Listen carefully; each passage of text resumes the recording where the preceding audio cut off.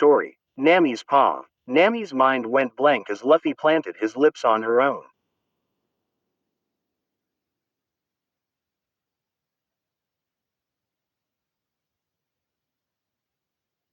A warm, fuzzy feeling spread throughout her body, and while she initially thought this meant to stop, her mind soon told her to embrace the sensation and accept the kiss.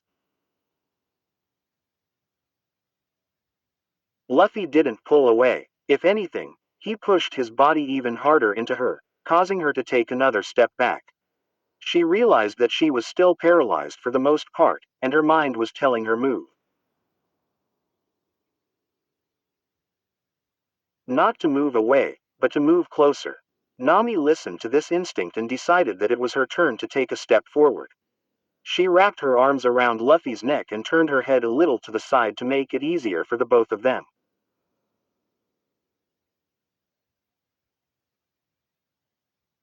Being in the jungle, all the close contact was making her quite hot, but she didn't care. She wanted more. Nami was really surprising herself. She never thought she even liked her captain in a sexual manner, but now that they had shared this moment, it felt as though all the lust in her soul was screaming his name. Alas, it was when Nami was really getting into it that Luffy abruptly removed his mouth from hers, let her go, and took several steps back. Nami stayed put and looked at Luffy's face. He had an expression that Nami didn't think she'd ever seen on him before. It was some kind of mixture between confusion and fear, and he quickly averted his eyes from her.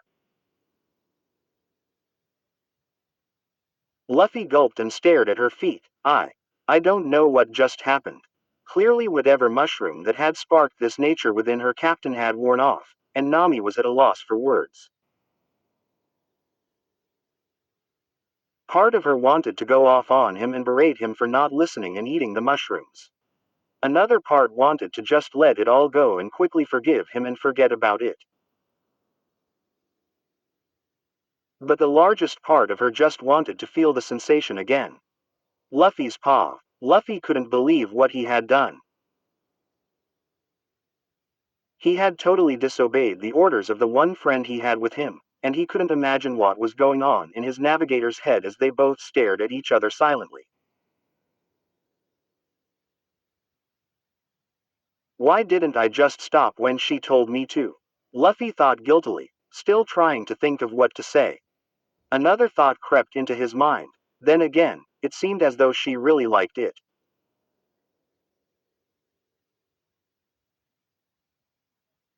Maybe this wasn't such a mistake after all.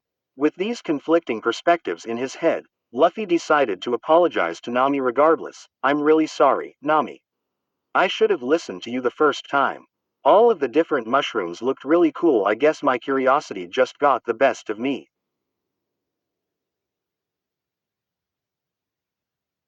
Nami sighed. Yeah, fine.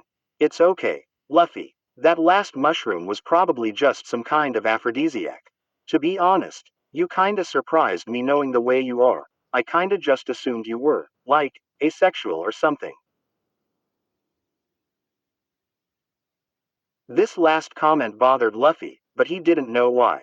Nami has a point, he thought. I've been focused on adventure this whole time, so why does her calling me asexual bother me so much now?